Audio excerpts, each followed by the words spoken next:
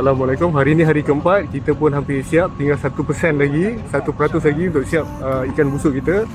So saya mengambil kesempatan ini untuk menjemput semua rakan-rakan perupa mengikuti aktiviti-aktiviti ikan busuk.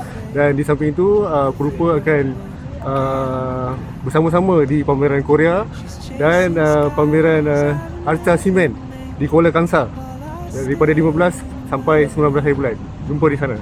Something in the way she moves keeps pulling at my chain. Oh, traveler, you carry the sun in your... Hari ini hari keempat kami bekerja di sini membina arca ikan busuk dari kepala. Dan hari ini adalah masih proses detailing untuk kulit atau sisik dan juga perut dalam. May never get the chance. Hari ini kita coating.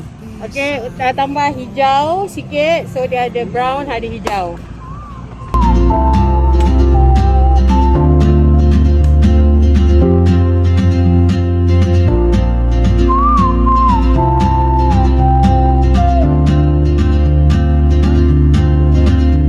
She hums a tune I've never heard in languages I can't speak. She writes down